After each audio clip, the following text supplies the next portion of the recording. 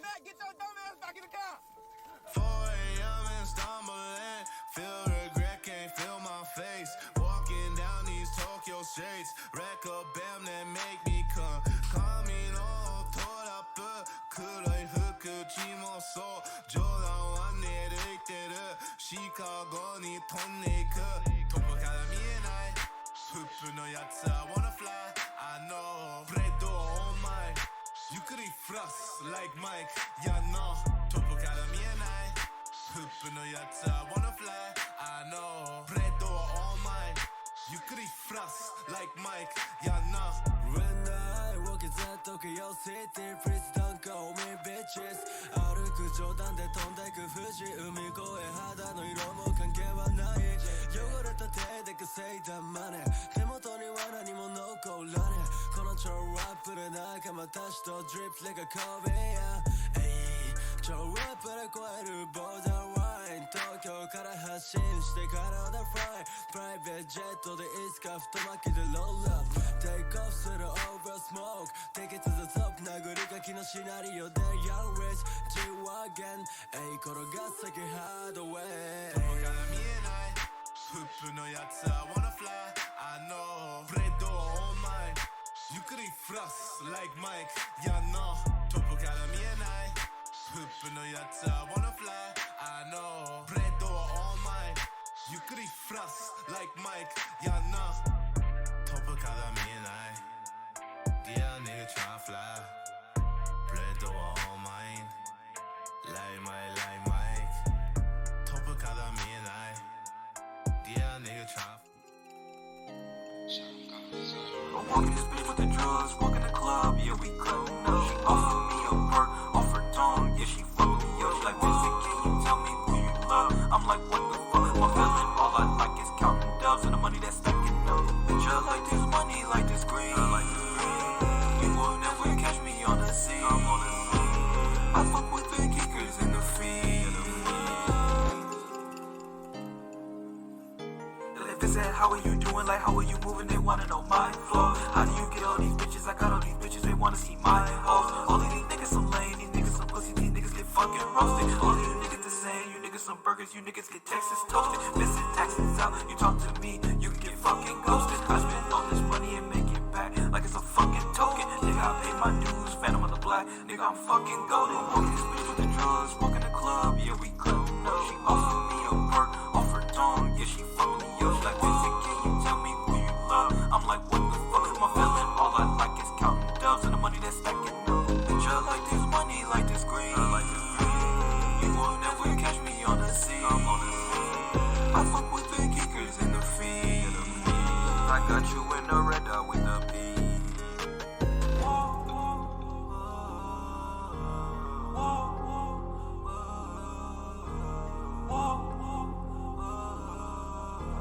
How are you doing? Like, how are you moving? They wanna know my flow. How do you get all these bitches? I got all these bitches, they wanna see my hoes. All of these niggas some lazy, niggas some pussies, these niggas get fucking roasted. All of you niggas the same, you niggas some burgers, you niggas get Texas toasted. Vincent taxes out, you talk to me, you can get fucking ghosted. I spend all this money and make it back like it's a fucking token. If they said, how are you? You know what would be a good idea if I turn my camera on? You guys think it's a good idea? I think it's a good idea.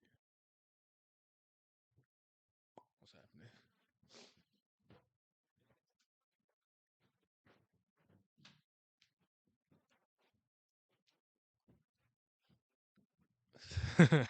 I'm not a fraud. Actually, Ashu, I'm answering something that you asked me today, but give me a second. Let me find it. How y'all doing though? Did did this Discord didn't do the thing. Can someone do it for me, please? Discord, the bot has betrayed me again. Did I tweet this out? I think I tweeted it out. Yes. Okay. Let me actually find this so I can send it to myself easily. Hey, listen, man.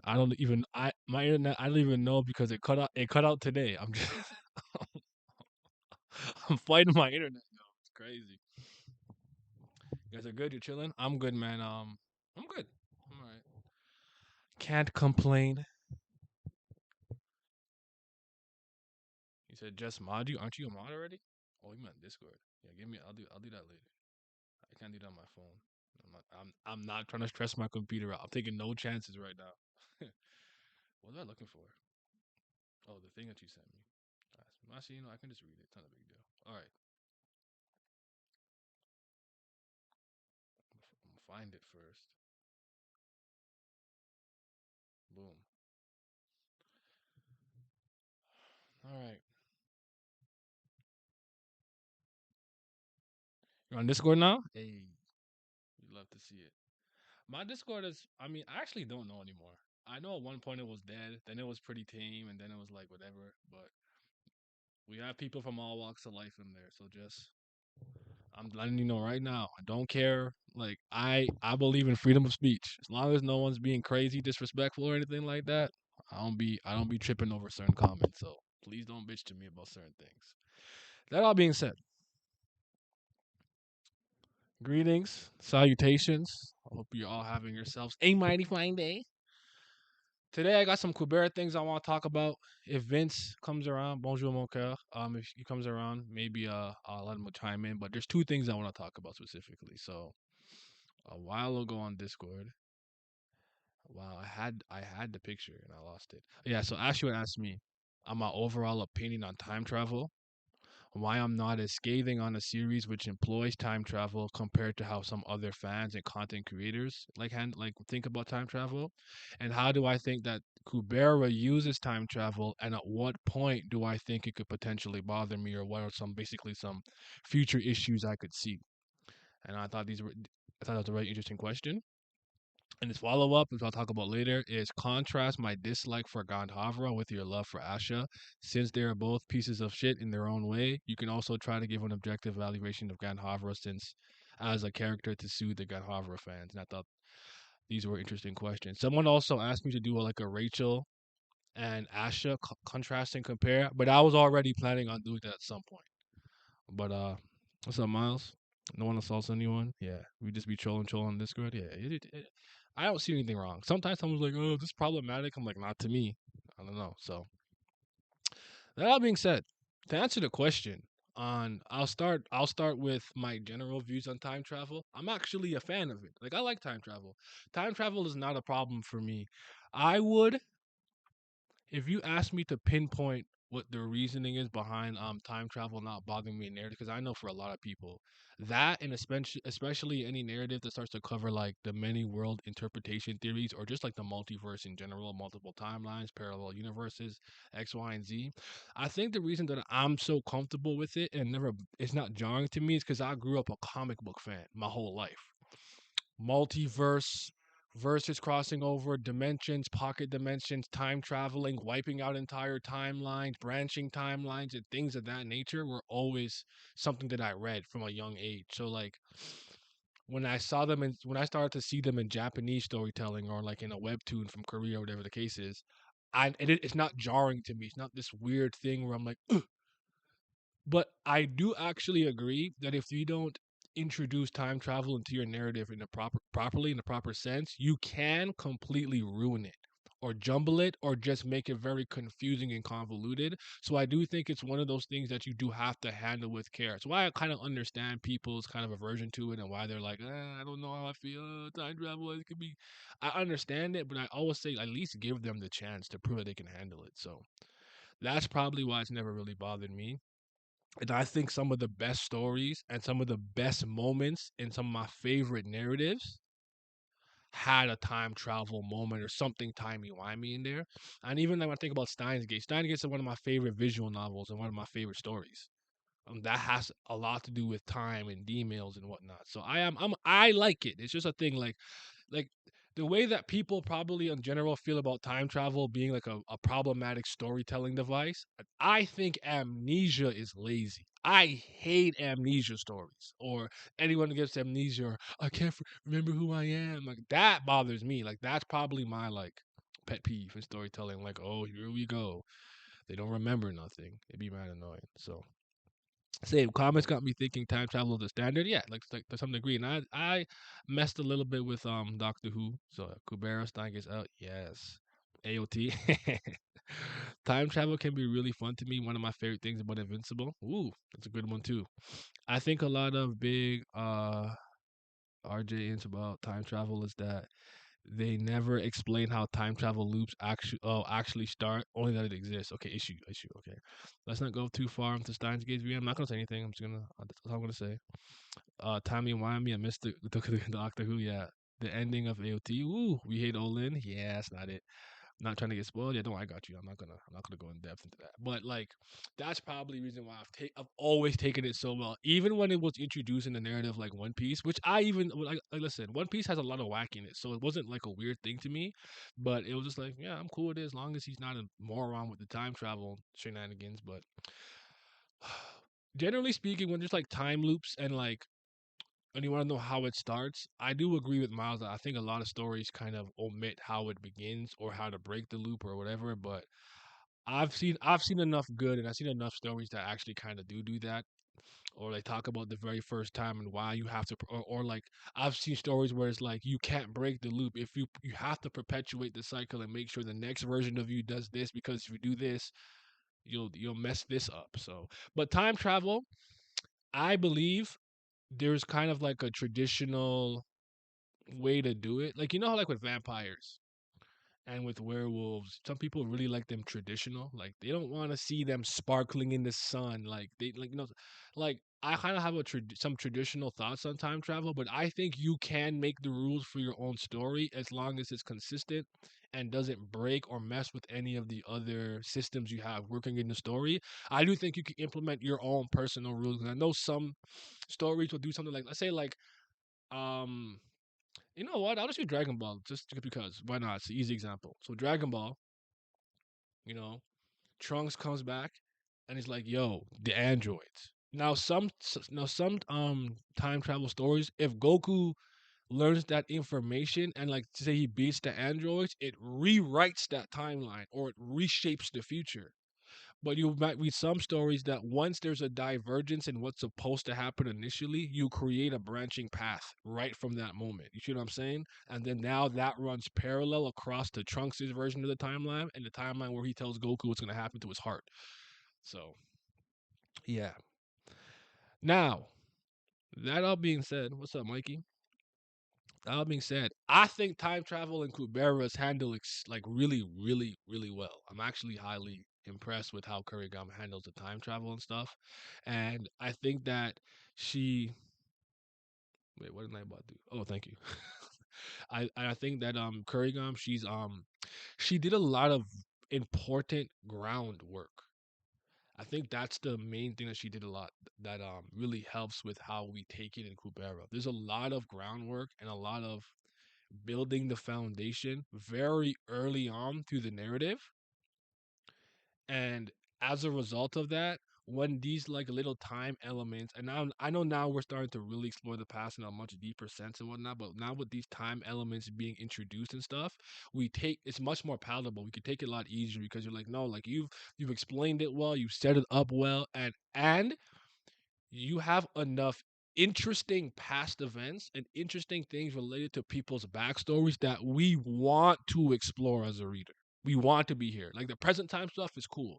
We definitely want to get to the future at some point, but we care about the past because we know how it shapes the future. And this is a story where you have characters with varying lifespans and they look at the world differently because of how much time they have to live. So seeing how a human handles something like time travel versus a Sora who's lived many years. Like see Ran, remember Ran was struggling in the weight of time. There's so many small things like that that I think is really good. Like if I'm just walking in some white space for it seems forever, I can see my mind cracking. I'm not used to that. My lifespan is supposed to be like somewhere like 60 to 80 years. You feel what I'm saying? But for someone who's already lived hundreds of thousands of years, something like that is not a big deal to them. So she even has cool things with how people see time and how they experience it when they're time traveling. She does a really good job with that. So Kubera's time travel to me is elite. It's probably one of the better ones that I've read, especially for best webtoon one for sure. even if I'm thinking about most manga and stuff, I would give this the nod on that. The only thing that I would say is if we're talking about just parallel universes in general, there are some other narratives that I think do it pretty well. I think JoJo has some good ones. I think Reborn does it well. So some other ones that have like a couple like universes and stuff that do it well, but Kubera, I think it's at the end of the day, what's always gonna make Kubera so solid is that it has such a strong base, a strong foundational pillar. And a lot of stories don't have that. They're not bad stories, but they didn't take the time to just create a very strong bottom to build things upon. Where like even though we're still enjoying the narrative, things are cool, there's a crack at the bottom. So that's how I would say it. So I think time travel with Kubera is really good. I think Kurigam treating the timeless, the possibilities really helps with the causes and consequences of time travel with Kubera. I think I agree with that. I agree with that well because it's more like the best possible this possible timeline, theoretical and whatnot too, because of the way that she handles it as well. Also, when you're dealing with literal gods, time traveling Kubera is easily within the realm of believability. I agree with that as well. Like there's a lot of small moving parts and mechanisms that make all of that very easy to swallow, so to speak.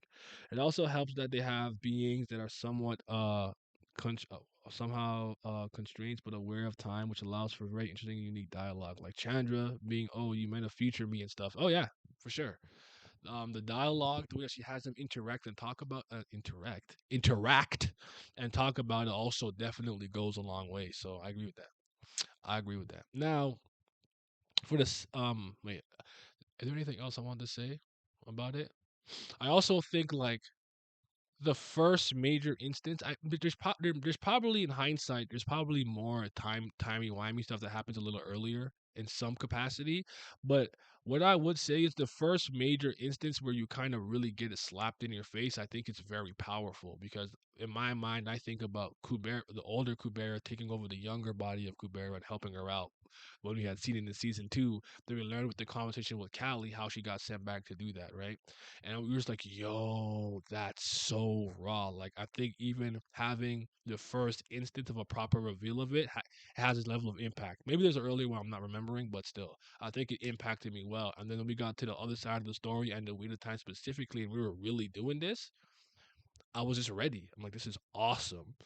You see, and then also remember, it also ties into like it's a Hadi Vishnu and whatnot. So they're in that like weird world with like the paper. Like it was just like so this is where Asha went when she got transported. Like it just all came full circle and enclosed. You know, it was just great. So you got to give Kurragam credit for that. That's why she top one, man. Now the second part of your question was let me just make sure I'm reading it properly. How do you think Kubera uses time travel, and at what point could it potentially bother me? I do think the gimmick could get stale. That's all I. That's like the two things I could really say is she can mess up something where that she makes a consistency error. I would argue she has a couple of things built in place to work around one or two inconsistencies. So she probably is okay even if she makes a mistake. So like if she just literally messes up and just misremembers something or didn't set it up properly, like that's a possibility. But I'm not gonna go with that because I don't see it. I don't see it. I don't foresee that because I think that she has the story planned out really well. But I just do think like it could get old if we're in the let's say like for the next 2 years of reading Kubera, we're constantly in the past. Maybe somebody is itching or really wants the ability to sorry, I lost my train of thought. Sorry. Somebody really wants the ability to. Oh, someone wants to actually go back into the real, like the present time. Like I could see that bothering a reader, especially if you've been here for a long time. You've been reading it for like 4 years weekly, and like, man, like I will like this time this past stuff is cool, but I'm ready to get back to the present time. I can see that happening with somebody. And again, I do think like if she does too many like ooh time tricks, ooh time shenanigans, ooh time this, time that, I can see it getting stale for some people. I believe that certain series has their gimmicks and staples and things that they do, so I don't really get mad when something gets quote unquote stagnant or is repeated. But and I think sometimes it's an exercise in futility to argue against that. But I do really think that for some people it can be like, okay, we get it, like time travel, we get it, going back to the past, we get it.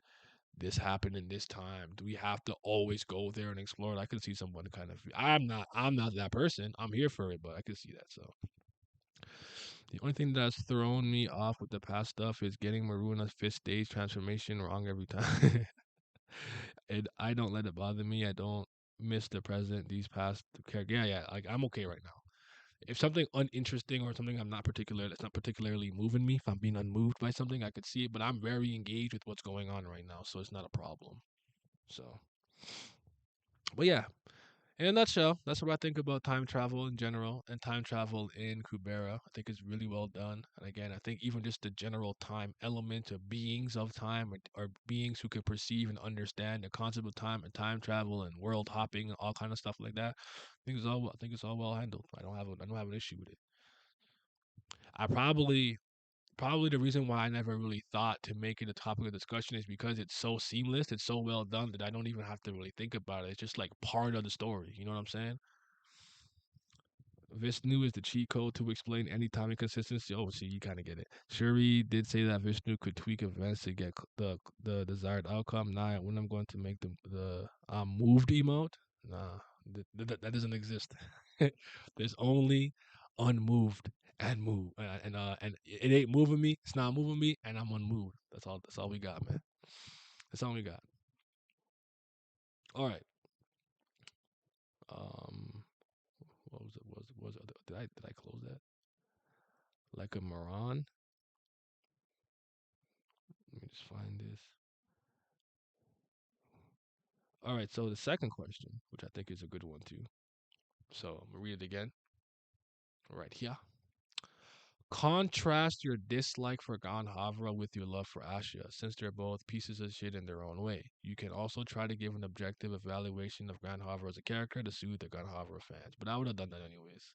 So the kind of idea and behind this question is that like I don't like Gandhi or Gandharva because I well see I will say this. I don't I don't like him because I can't stand him, and I wouldn't get along with him. I think he's a baby, and I can't stand. I just think he's a loser and he's ugly, right?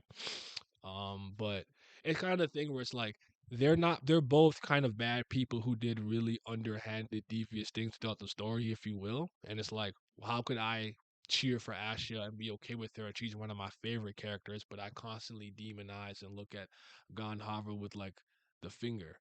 And I'll tell you exactly why I do that. Juan Havre does have one problem that I don't like with him. I think he's a fake nice guy. I don't like people like that. You know how I always say that Sagara kind of admits, like, listen, I'm doing what I gotta do, and I'm just gonna live in it. This is my truth, and I always say, give me the enemy who's gonna put the gun to my head, than the fake friend who's gonna poison my food over the course of 3 months, so I look like I die of natural causes. I like to know my enemy. So if you don't like me, you're doing something devious or underhanded for whatever reason, I'm always gonna respect it more if you're just straight up and honest about it. Older Gone Havre, as much as I don't like him and he was tweaking, he was wild, and he needed a fucking hobby.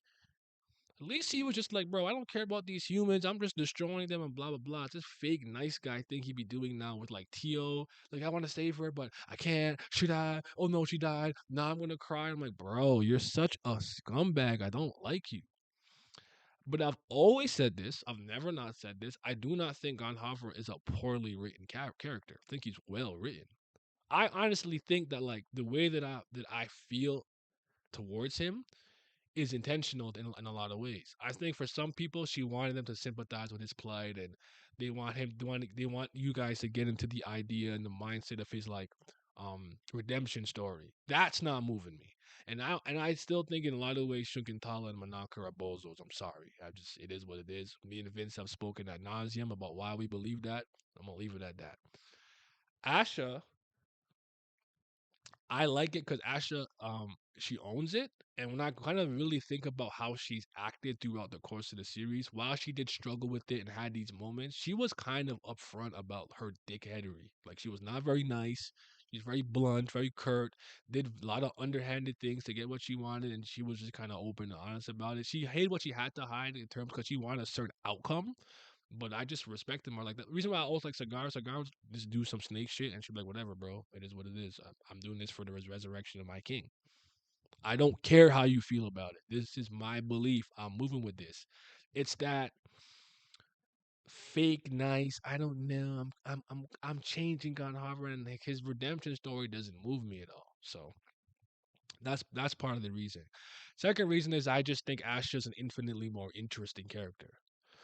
Asha is a special character in my opinion. I can't think of any narrative really that has a character like this or that plays this kind of thematic role. And the closest I could think of is Rachel, but even with the commonalities and overlaps that Asha has with Rachel, I think they're vastly different. I really do.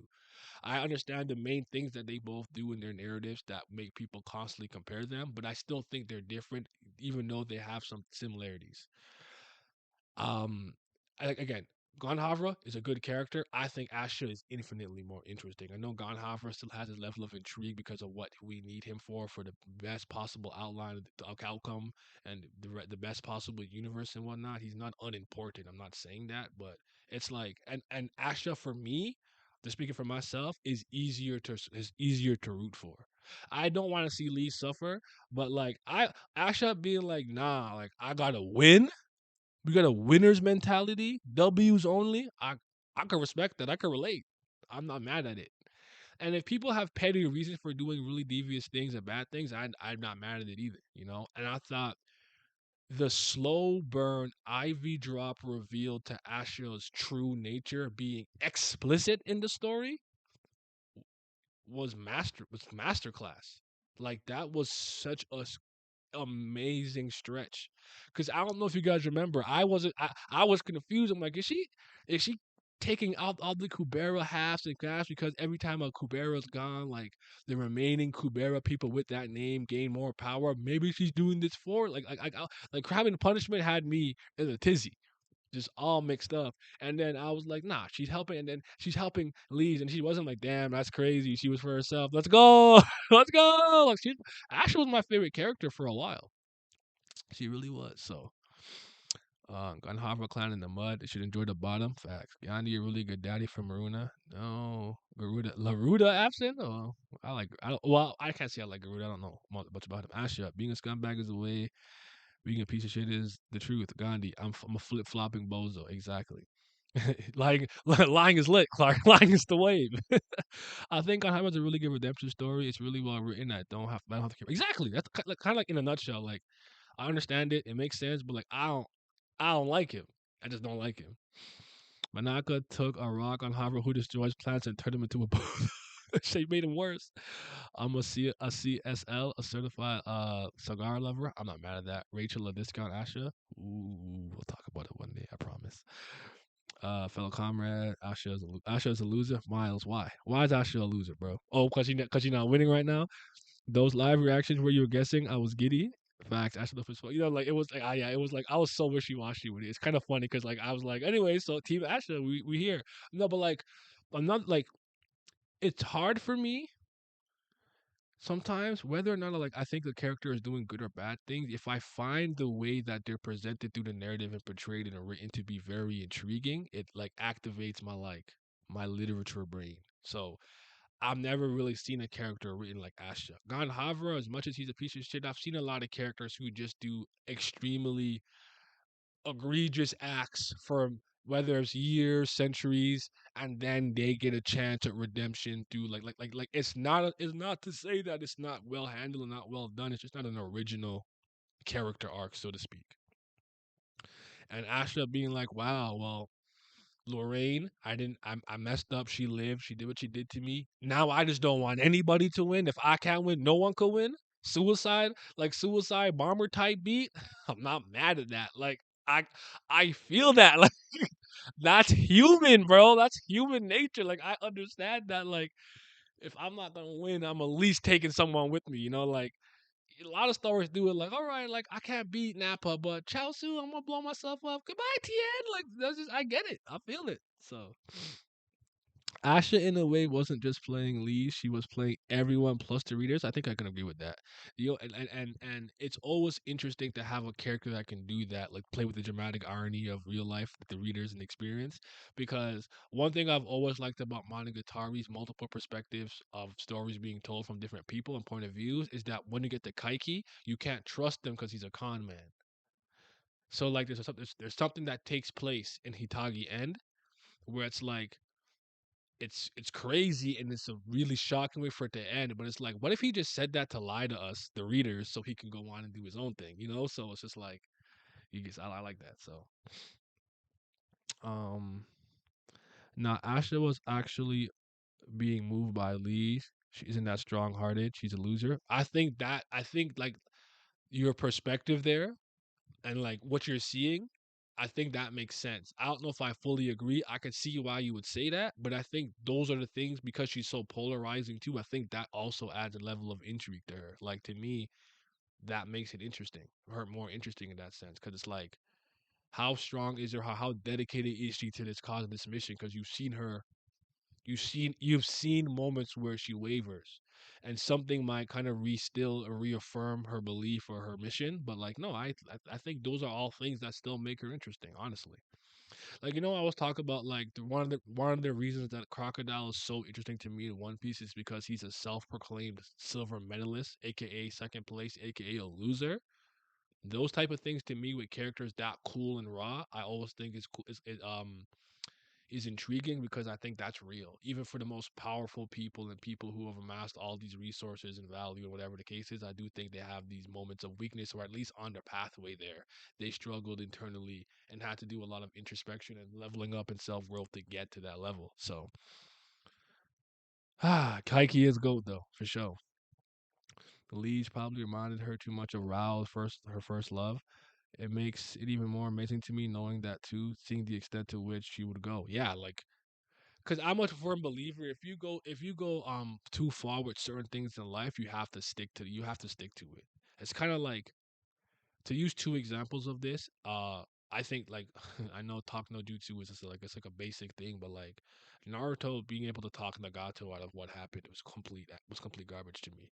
If you understand from the time that we kind of understood Nagato's upbringing, his pain and his out views on the world and the things that he had done to this moment, and then you want to turn around and be like, believe me, bro. I'll figure it out. Okay, like what? Like that makes no sense. Another one for me was like, I truly believe this.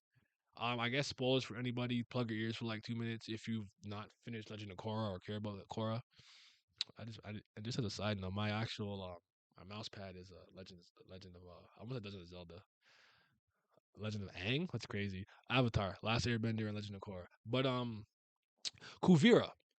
I thought when she had gone too far with her unification of the Earth Nation, and when she was willing to quote unquote, like I think this moment comes like, do you think she really loved Batar Jr. or not? But I think when she was willing to sacrifice Batar Jr. and that family, whatever, for her convictions of unifying the Earth Kingdom, I think that's the moment where there's no turning back. I don't think you should be able to be talked out of it at that moment. The slight caveat I have for certain characters like that is if they were always doing these things but never truly had believed in what they were doing. It was like they're like misguided. Then I could understand you wanting to be talked out of it and low key wanting to be stopped.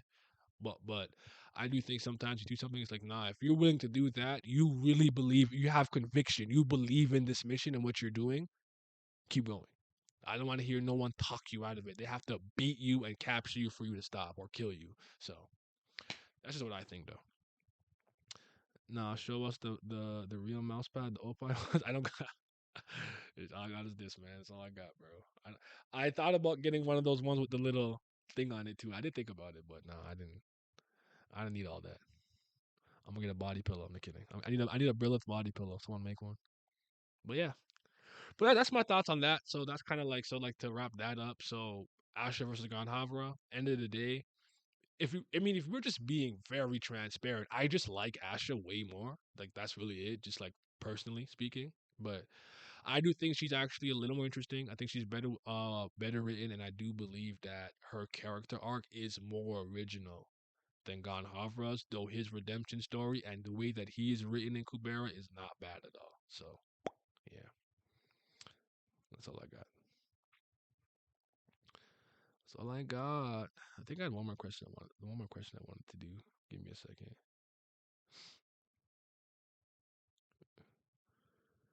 Show us the. Listen, man. I'm a regular guy, bro. I don't have all that. So much for your happy ending. Okay. You know what? Since we're here, we could do it today. I'm gonna add this to the title. Not everybody has your level of degenerate. Oh man, you guys are funny. Y'all something else. The freaks are coming out tonight. No, okay. The closest character that I could compare to a character like Asha is Rachel. I'm actually gonna change the title a little bit here. And I don't. It's hard. It's very hard to say because I really don't think they're as similar as people make them out to be. But before I get into my thoughts and opinions, what are your thoughts on the Asha versus Rachel thing? Do you think they're similar? Do you think they're vastly different? Do you think are you like me? There's similarities and commonalities and overlaps, and I understand why people compare them, contrast them a lot, but ultimately they're not the same. Like, where are you on that? Or which one do you like better? Do you think Rachel's a better character? Asha's a better character? Like, what do you think?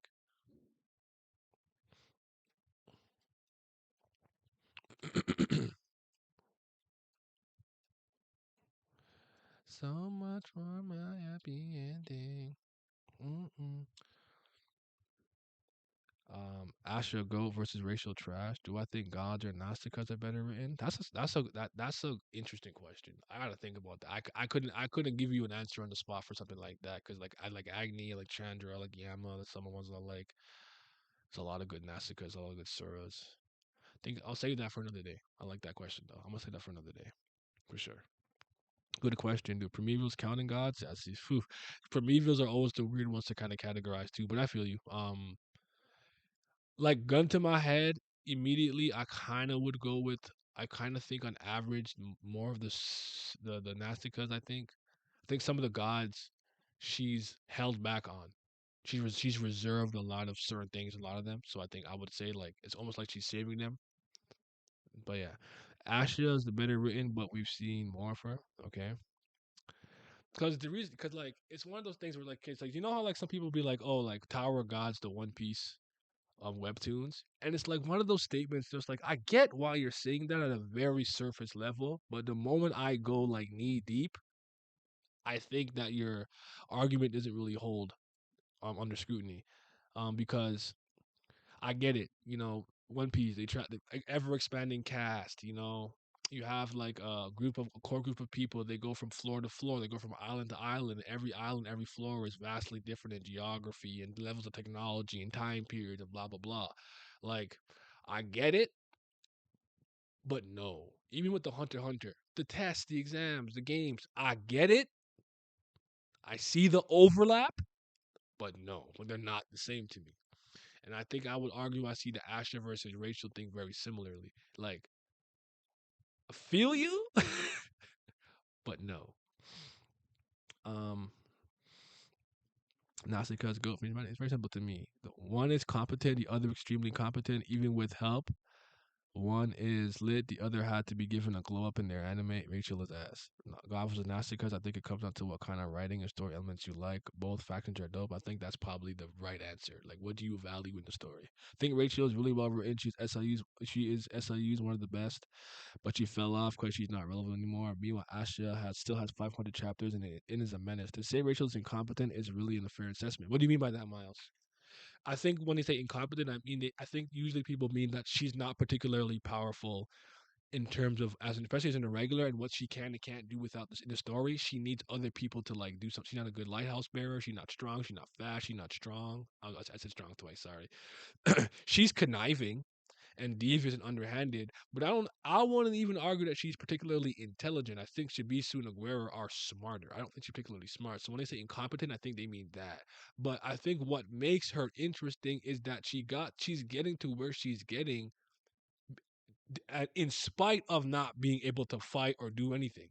And she's ugly. Sorry, she's ugly. Like that's actually a thing. Like I think that is the intrigue with her. It's like she does not deserve to keep climbing. She does not deserve to be winning. She does not deserve to get the treasure stealing stingray. She does not deserve to be with the big boss breeders or whatever they were called in the hidden floor and then to turn herself into Icarus. It's like people don't like that. And that's why they rub it in the wrong way.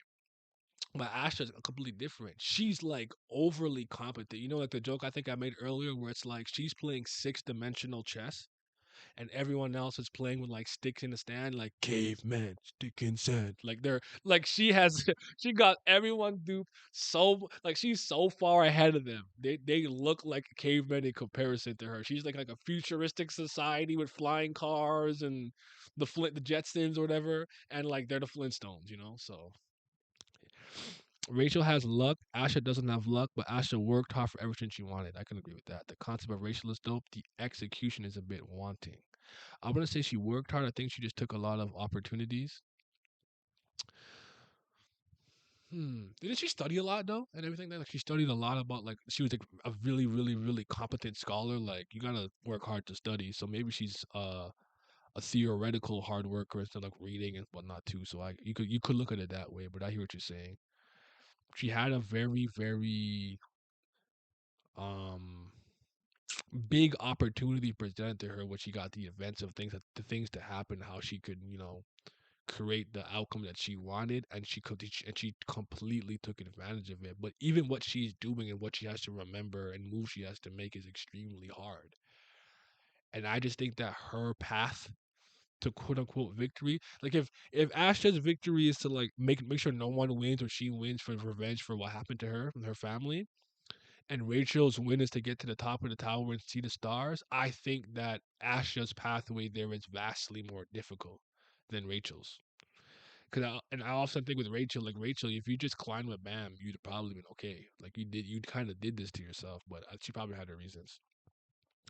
If you were handed opportunities and you take advantage of them and hone your skills, you still show the grind. I agree with that. She is smart. Her being compared to a Kun, a great family member, and to Ship an actual intellectual anomaly is unfair.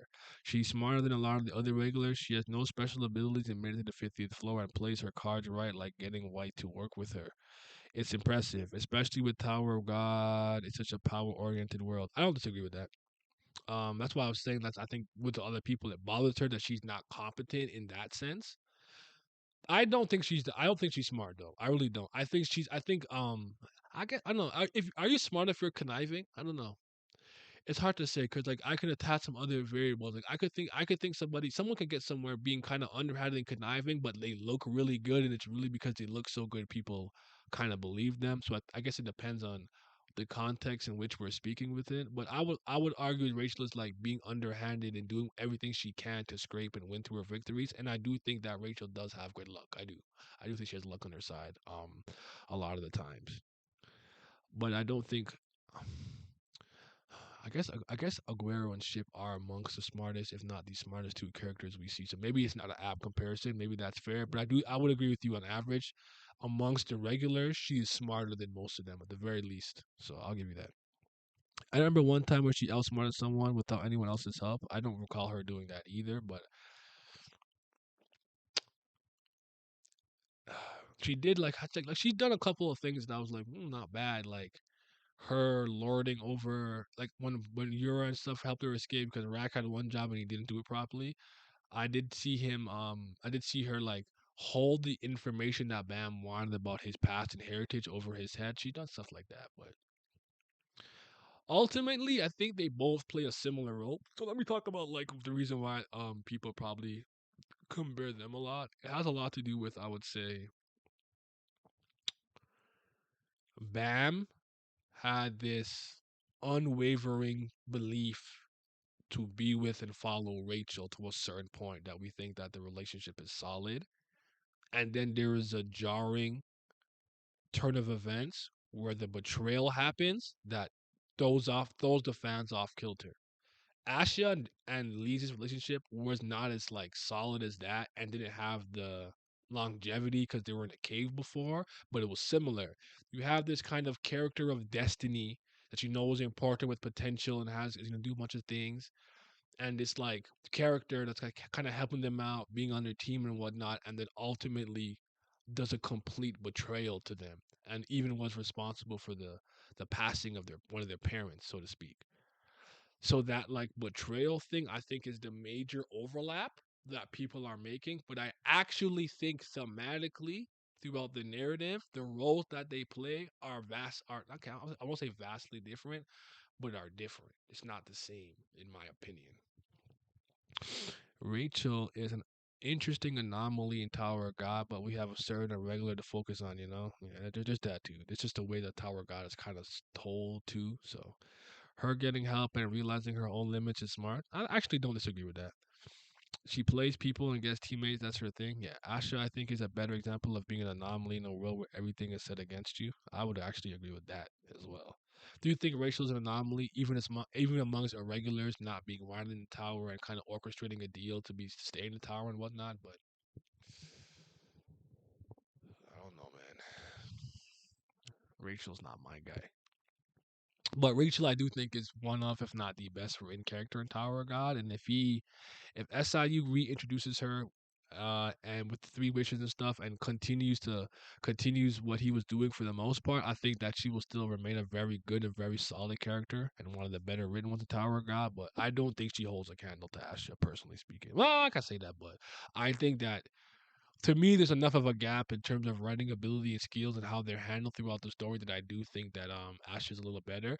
But another major difference that was kind of brought up earlier is Asha, I think, is a lot more proactive in the story. Asha is not always reactive; she's proactive. She's doing things. She's kind of the leader of the party for a while, for a time, and everything, and she's there a lot more often.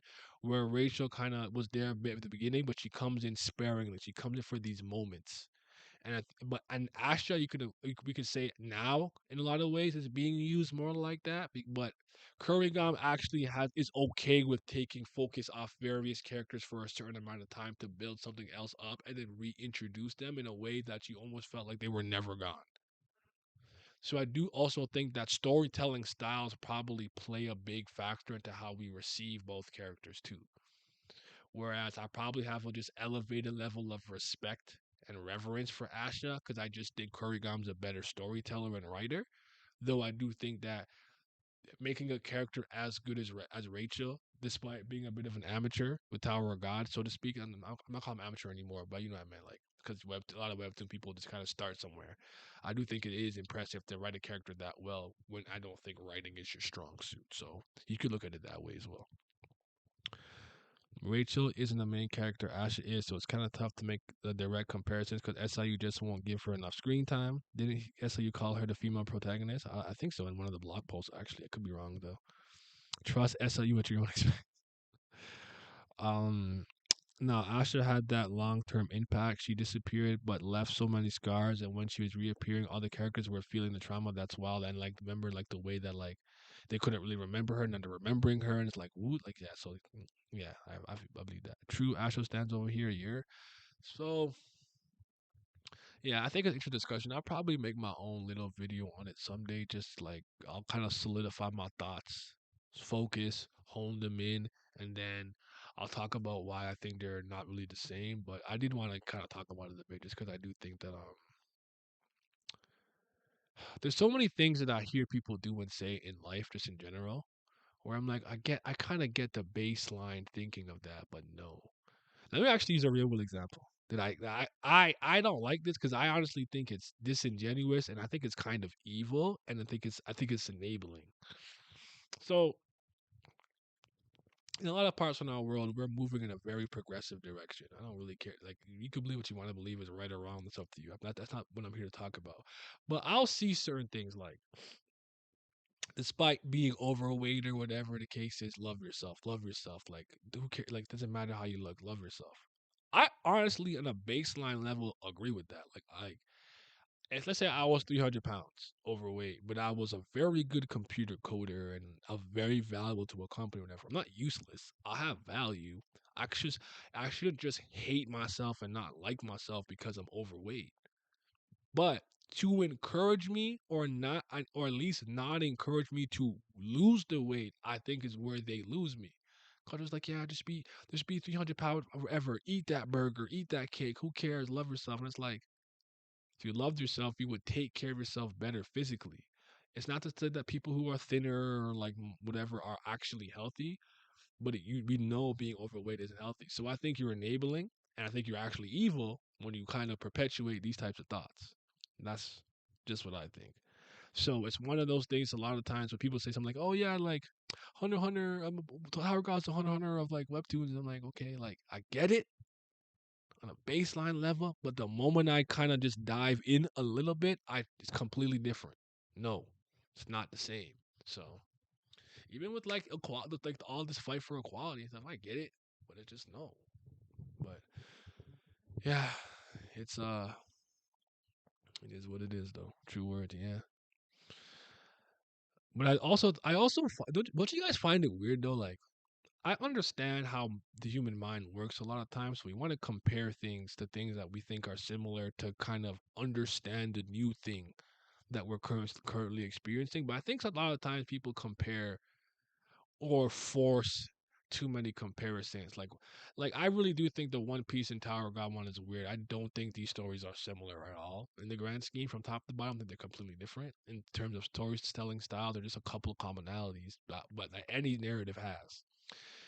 I've seen some people be like, but comparing like JoJo and Berserk. I'm like, that's just doesn't make sense to me. They're not. They're just so different. Just so different. Or like even like 'cause a couple of people have wanted me to speak on this Asha and Rachel thing, and I'm like, I think this is a much more interesting topic to a lot of other people than it is to me. Because while I get it, again, I get why people are like, they're similar. Oh my god, it's like, nah, they're not really to me. Like, yeah, so. Yeah, always strive to not settle with what you got if you could go to a better place. Yeah, you cannot compare apples to oranges. It's such an old phrase, but people don't understand it. Yeah, this is the world that we got. It's the world that we live in, though. We're gonna make the best of it, I suppose. You feel me?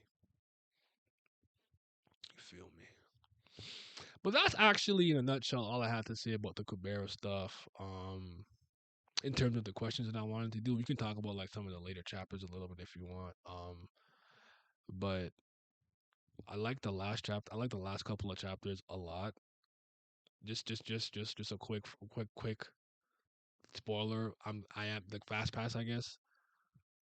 Someone really quickly properly explained to me that Kanara area of a lot of things. So did Kanara take her name? This after she started losing her power as the king, or this is before that? Like I'm my mind's a little jumbled here, because when I saw Anan try to do what he did to save that girl, and she was like, well, you'll become an existence different, like a different type of being in existence. Like that was all crazy, but then thing was like, yo, that's not thing.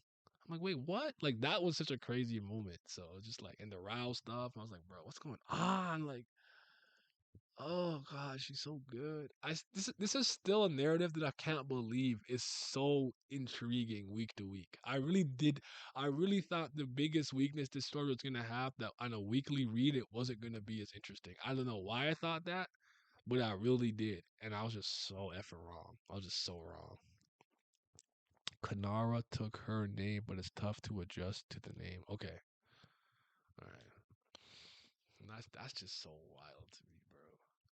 And then you got these ninjas like, I know it was you, Nata. Why would Garuda or Indra do it? I'm like, it was Indra, bitch. It's Indra, dog. I'm snitching. It was Indra. It was him. Kanara took her about the name. You see when Gandharva went into chest. Mind passed. She was given the spirit by Brahma to take the name, which was the same spirit. Ah, okay. So that's what I was looking at.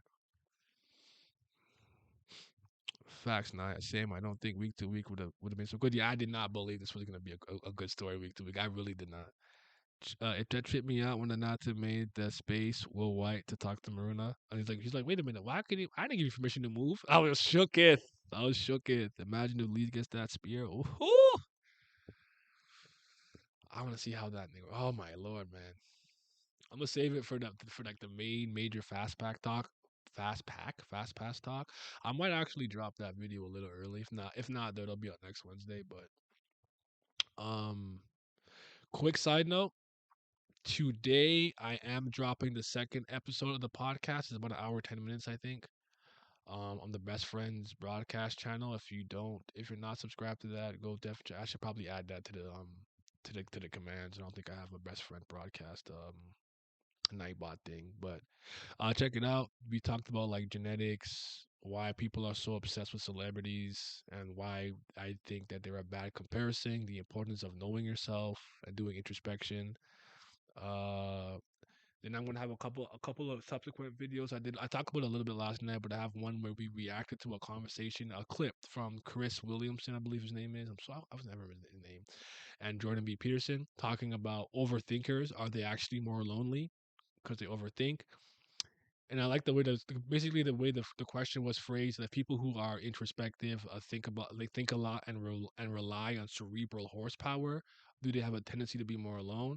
And then we talked about prawn addiction and how it's dangerous, and how I think a lot of guys gotta really get a grasp on that, and on pornography, and being addicted to it, and they need to rein it in at the very least. If you're not gonna stop, you gotta have a much healthier relationship with it. So think think you guys would really like the episode. I'm still working on a couple of things, the technical stuff there, and I do want to get more cameras at some point. But yeah, it's I think it's a good episode, so I think you guys will enjoy that.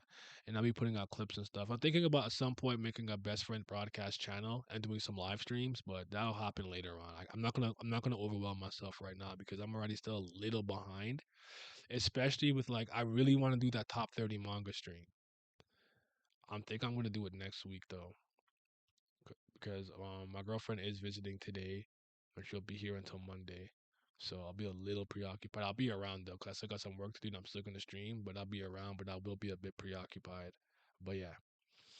So yeah, I've been trying to get people in your server out of Pornaya. People just mid. Oh, it's I don't know how young they are and stuff. You gotta. One thing I know, some people is just like it's hard to like talk to them, and when they've been indoctrinated with a belief, and that belief system is challenged, it's hard for people to shake it like that.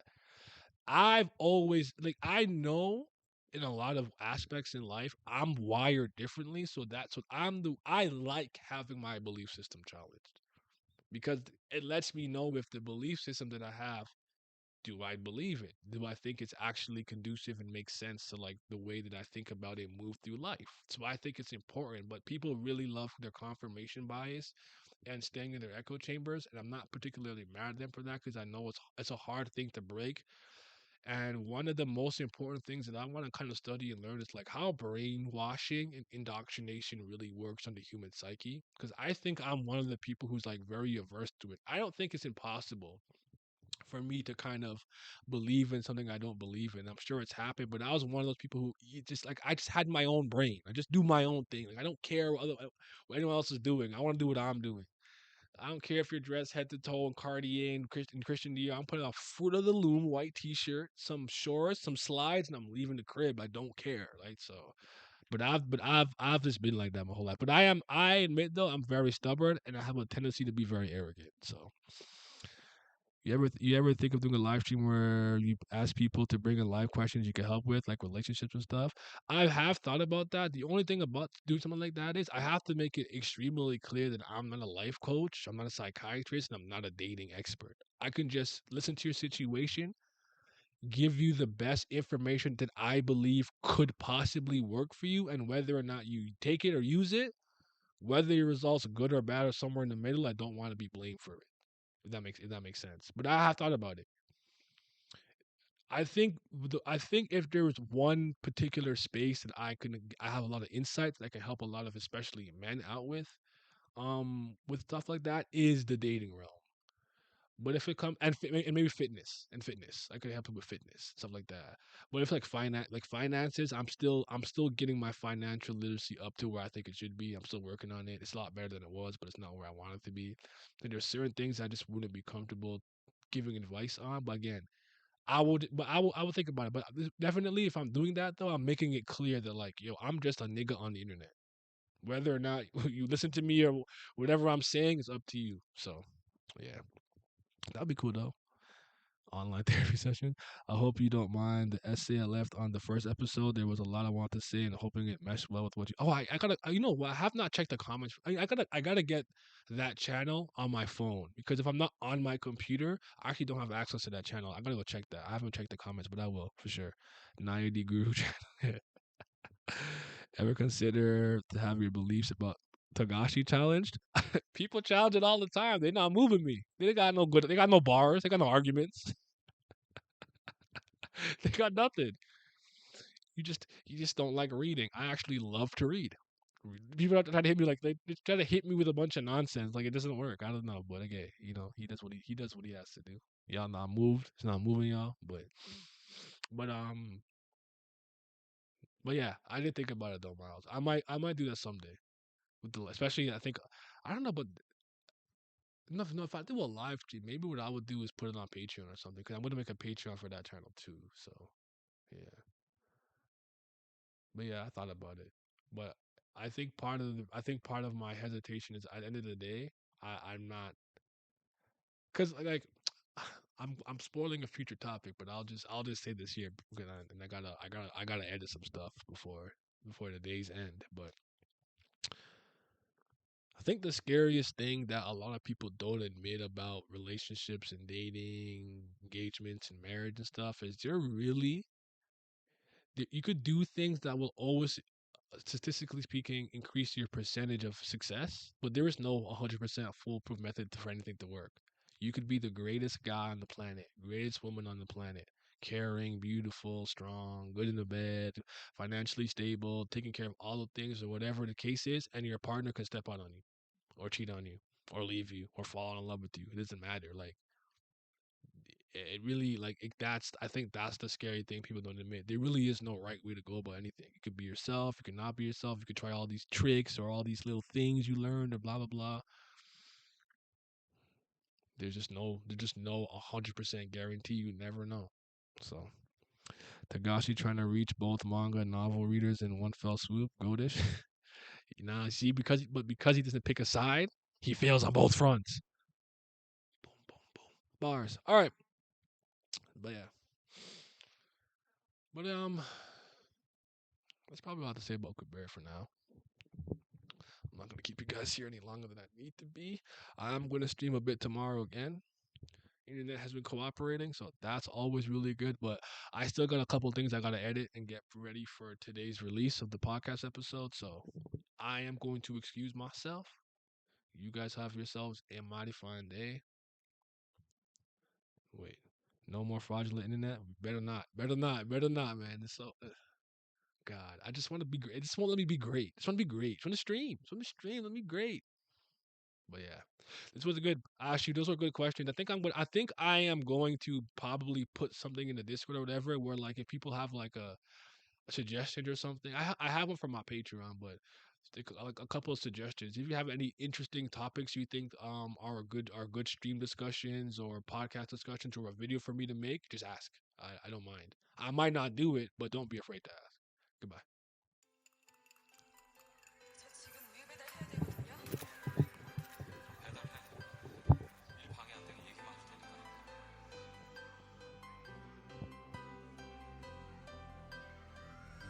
I know you